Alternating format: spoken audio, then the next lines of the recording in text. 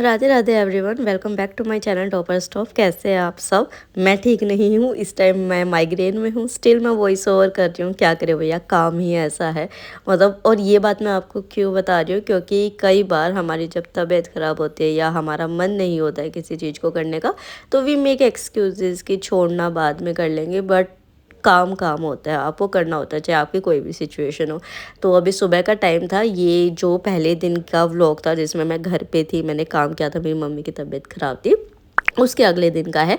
तो सुबह अपनी डेली एक्टिविटीज़ करके मैं रिवीजन के लिए बैठ गई थी, क्योंकि मॉर्निंग का रिवीजन मैं स्किप नहीं करती। और वैसे भी अभी 3 दिन से मेरी लगी पड़ी है। नेक्स्ट व्लॉग में अपडेट आएगा मेरी हेल्थ का। और उसी के साथ आपने पूछा था कि सी सेट की स्ट्रैटेजी शेयर कीजिए, तो हाँ, आज मैंने इस व्लॉग में सी सेट की स्ट्रैटेजी भी शेयर कर दिया है। और यार, गर्मी से बच के रहना यार। आज के व्लॉग में आप देखोगे कि मेरे एक छोटी सी गलती की वजह से ना मेरे को 3 दिन का पढ़ाई का लॉस हुआ है।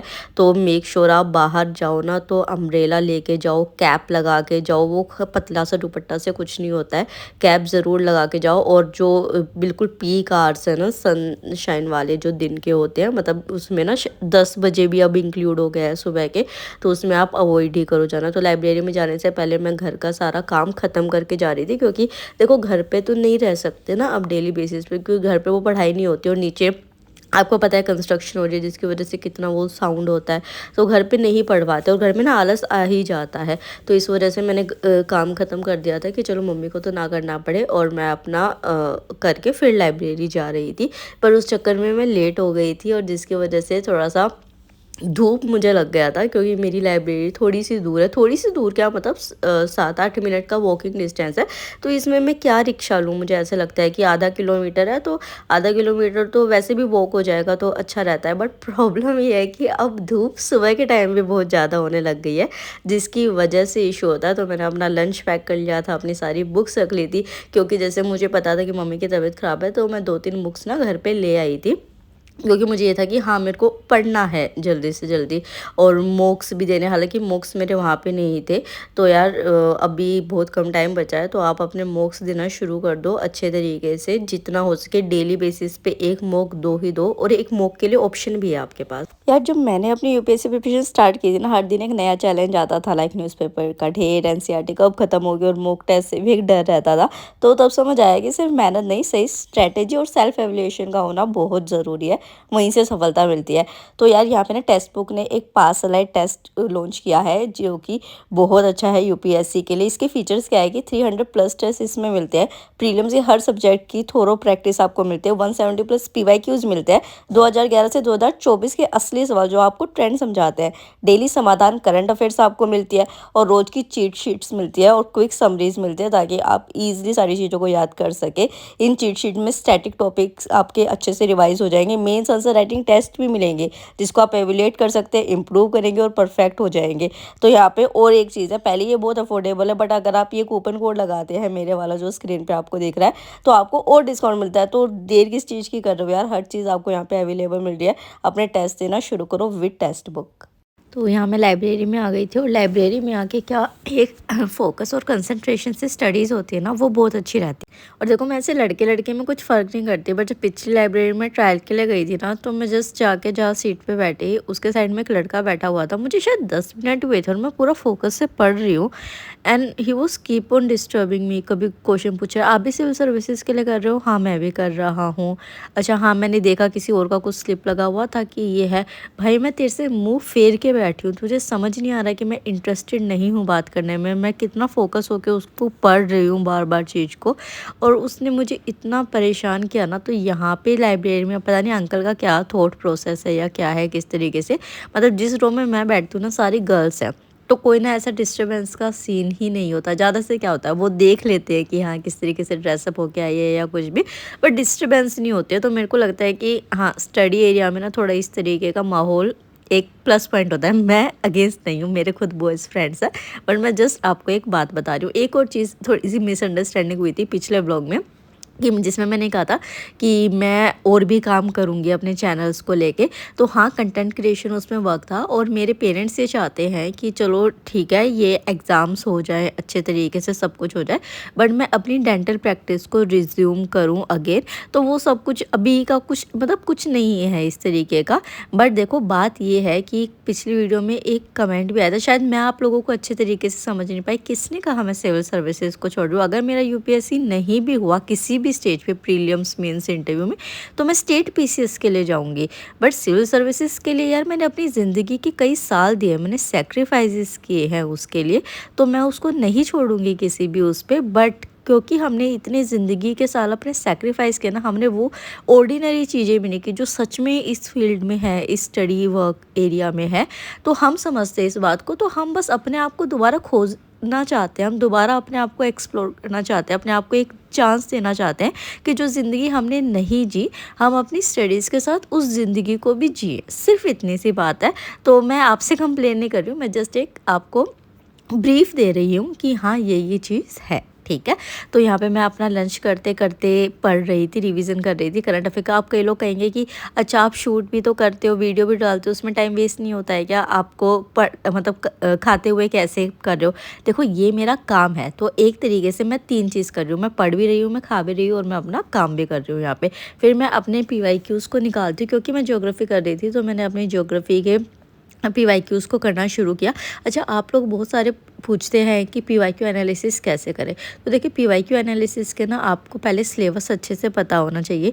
उसके बाद एटलीस्ट आपने बेसिक सारे सब्जेक्ट्स के पढ़े हो, या जिसका PYQ एनालिसिस करना चाहें आप, तो ताकि आपको पता हो सके कि आप जो टॉपिक है उससे कौन से क्वेश्चंस आए हैं। क्वेश्चंस जो है वो सरफेस लेवल पे आए हैं, डीप आए हैं, कौन से टॉपिक्स या सब टॉपिक्स रिपीट हुए हैं। तो जब तक आपको नहीं पता होगा, आपको सब कुछ ऊपर ऊपर का लगेगा, शायद आपको बहुत टफ भी लगे चीज़ें, ऐसा होता है। तो उस मैं आपको ये कह रही हूँ कि सिलेबस और टॉपिक्स का आपको पता होना चाहिए। अभी मैं जो बार बार रिपीटेड टॉपिक्स थे उनको लिख रही हूँ यहाँ पर, ठीक है। एक अपडेट और मैं अपनी हेल्थ का देना चाहती हूँ कि आई डोंट नो, गर्मी की वजह से, स्ट्रेस की वजह से, किस वजह से मेरी माइग्रेन की फ्रिक्वेंसी बहुत ज़्यादा बढ़ गई है। भगवान की कृपा से मेरे को कोई बीमारियाँ नहीं है ऐसा, बस माइग्रेन मुझे बहुत ज़्यादा ट्रिगर कर रहा है इस टाइम पे। अब ऐसा हो रहा है कि हफ्ते में 2 से 3 दिन मेरे माइग्रेन में जा रहे हैं, और आप समझ पा रहे हैं कि 2 से 3 दिन हफ्ते में जाना, माइग्रेन की वजह से ख़राब हो जाना, बिल्कुल एकदम से पढ़ाई पे रुकावट आ जाना। और अभी जस्ट मेरे साथ यही हुआ, मुझे बहुत ज़्यादा वोमिटिंग का वो होने लगा, और लाइब्रेरी में मैं वो कर नहीं सकती थी, मतलब कि इवन हेडेक मुझे बहुत टाइम से हो रहा था, बट मैं पढ़ रही थी। जब मुझे नोज़िया बहुत ज़्यादा हो गया, तो तब मुझे लगा कि हाँ, अब मुझे घर जाना पड़ेगा। ऐसे होता है, ऐसे पढ़ाई में ब्रेक होता है। तो पिछली बार जो वीडियो आपने मुझे देखी थी ना, मैं काम करने से फ्रस्ट्रेट नहीं हुई थी।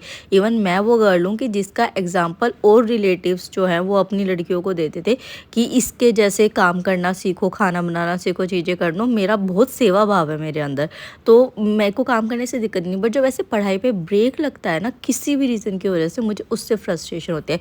तो मैंने पहले तो शिकंजी ली ताकि मेरा मन थोड़ा ठीक हो सके, क्योंकि मुझे कुछ हेल्दी ग्रोसरी का सामान लेके जाना था घर पे, कि अपनी मतलब डाइट को अच्छे से फॉलो करना है, क्योंकि अभी एग्ज़ाम के टाइम में मैं नहीं चाहती कोई भी चांस लेना किसी भी तरीके का। तो मैंने शिकंजी पी, और अगेन क्योंकि मुझे लग गया था कि हाँ, अभी जो ये माइग्रेन शुरू हुआ ना, पता चल जाता है, तो मेरे 3 दिन जाएंगे और मैं अनहेल्दी नहीं खा सकती हूँ बार बार एग्ज़ाम को लेके, जबकि इतना कम टाइम बचा है। तो इस वजह से मैंने शिकंजी ली कि थोड़ा सा मन ठीक हो जाए। और एक चीज़ मुझे बहुत अच्छी लगी, पिछली वीडियो में 2-3 कमेंट्स आए थे, तो उन्होंने, हालांकि मेरे लिए वो नेगेटिव कमेंट था, बट उन्होंने कहा कि यार, मुझे आपकी वीडियो से बहुत नेगेटिविटी आ रही है, या फिर आप बहुत स्ट्रेस वाली चीज़ें दिखा रहे हैं। मुझे इतना अच्छे लगे उनके कमेंट्स पढ़ के कि चलो किसी की ज़िंदगी में तो शांति। इतनी गर्मी है ना बाहर, मुझे इतना ज़्यादा वोमिटिंग का हो रहा है इस टाइम पे। अभी जस्ट मैं आके लेटी हूँ, मैं सोच रही हूँ 10 मिनट रुक के थोड़ा सा दही लगाऊँ हेड पे, ताकि ठंडक मिले, उससे भी थोड़ा सा कम होता है। और वोमिटिंग तो होएगी। तो एक बार वोमिटिंग हो जाए ना, फिर दवाई लेके मैं 1 घंटे के लिए सोऊंगी। इस टाइम इतनी तेज़ बारिश आ रही है कि मुझे अंदर तक मिट्टी की खुशबू आई, और मैं बाहर आ गई, क्योंकि मेरे को इतना रिलीफ मिल रहा था वो मिट्टी की खुशबू से। और इतनी अच्छी बारिश हो रही है, मतलब आज मुझे ऐसे लग रहा था ना कि यार, बहुत गर्मी की वजह से देखो मेरी तबीयत ख़राब जो हुई एकदम से शुरू हो गई। और भगवान जी ने ऐसे ना सब ठीक कर दिया।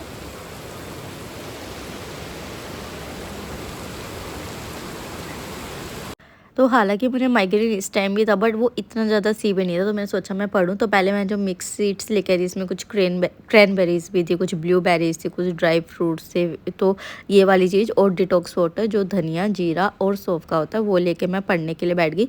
एक चीज़ मैं और आपको मेंशन करना चाहती हूँ कि कुछ एस्पिरेंट्स मुझे पूछी थी कि क्या अब आप शादी करने वाले हो? तो हाँ यार, 6 महीने 1 साल में जो है वो मुझे सेकंड स्टेज पे जाना ही है लाइफ़ के। बट इसका मतलब ये नहीं है कि मैं अपने सिविल सर्विसेज के सपने के मैं अपने एम्बिशंस को छोड़ दूँगी। कई बार तो ऐसा होता है, हाँ, I feel sorry for those girls कि जिनकी अरेंज मैरिज होती है, लव मैरिज में भी कई बार ऐसा पर्सन उनको मिल जाता है जो आगे उनको उनके एम्बिशंस में सपोर्ट नहीं करता है या उनकी ग्रोथ रुक जाती है। बट कई बार ऐसे भी पर्सन आपको मिल सकता है कि जो आपसे भी ज़्यादा चाहे कि आप ग्रो करें लाइफ में। तो ये भी हो सकता है कि शादी के बाद आप और ज़्यादा ग्रो करें। तो ऐसा नहीं है ना कि मतलब मैं सारी ज़िंदगी ऐसे ही बैठी रहूँगी। ऑब्वियसली मतलब मेरे पेरेंट्स का भी कुछ सपने हैं, मेरे भी कुछ सपने हैं, तो उन चीज़ों भी करूँगी। बट मैं एक चीज़ आपको कहना चाहती हूँ, सिविल सर्विसेज चाहे इस टाइम में हो, चाहे अगले टाइम में हो, जब तक वो वाली चीज़ होती है, जब तक तोड़ेंगे नहीं, जब तक छोड़ेंगे नहीं, वो वाली चीज़ है। बट हाँ, मैं लाइफ में अपने आप को और भी चांसेस देना चाहती हूँ और फील्ड्स में भी, ये भी बात है। एक चीज़ के लिए आप बहुत ज़्यादा पूछ रहे थे सीसैट की स्ट्रैटेजी के लिए, तो दोनों तरीके से बात करते हैं। अगर आप बिगनर हैं तो अभी आपके पास अच्छा खासा टाइम है। आप ऋषभ सर का ओनली आईएएस एक्सटेंडेड पे मैथ्स की क्लासेस होती है, पीयूष वर्ष्णे सर के रीजनिंग की क्लासेस होती है, उनका अपना यूट्यूब चैनल है, प्लस उनकी बुक भी आती है, मैं भी उसी बुक को फॉलो करती हूँ। आप वो ले लीजिए। एक दिशा पब्लिकेशन की सीसैट की बुक जो है वो मैंने पिछली किसी वीडियो में बताई थी, उसका लिंक मैं अगेन दे दूँगी आपको। तो आप वो बुक लीजिए पीवाईक्यू के लिए। तो ये वाली और इंग्लिश कॉम्प्रीहेंशन जो है वो आप जनरली पीवाईक्यू एनालिसिस देख लीजिए, वो आपको समझ आ जाएगा, ठीक है। तो ये बिगनर के लिए है। और अगर मैं ये कहूँगी सीसेट आपको कब शुरू करना चाहिए, मान लीजिए अगर आपका अटैम्प्ट 2026 का है तो आपको अभी मतलब आई थिंक अगस्त के अराउंड से सीसेट शुरू कर देना चाहिए, ठीक है। मतलब थोड़ा थोड़ा करके इस तरीके से, और अभी से भी कर सकते हैं अगर आप वीक है। और अगर अभी जस्ट आपका एग्ज़ाम है नेक्स्ट मंथ, तो इस टाइम ना 3 घंटे सीसेट को दीजिए, पीवाईक्यूज़ को अच्छे तरीके से रिवाइज कीजिए, अच्छे तरीके से जो टॉपिक्स बार बार पीवाईक्यू में पूछे जा चुके हैं सिर्फ उन्हीं को कीजिए अभी, क्योंकि अब आपके पास टाइम बिल्कुल भी नहीं बचा है। तो सीसेट की अभी ये स्ट्रैटेजी रहने वाली है। अगर आप मैथ्स में वीक हैं या फिर रीजनिंग के कुछ ट्रिक्स जो सर पढ़ाएंगे, तो आप उसके लिए एक अलग से नोटबुक बना लीजिए, छोटी सी जो डायरी वगैरह आती है ना उस तरीके की, आप उसमें नोट कर लीजिए और उसको आप सुबह उठ के कीजिए। क्योंकि मैथ्स जो है वो मेरा भी वीक पॉइंट है और मुझे पता नहीं क्यों डर लग रहा है कि कहीं सी सेट की वजह से कुछ प्रॉब्लम ना हो जाए। तो ये वाली सी सेट की आप स्ट्रैटेजी अपनी रखेंगे। तो अपने ब्लॉग को यहीं पे हम एंड करते हैं। राधे राधे, जय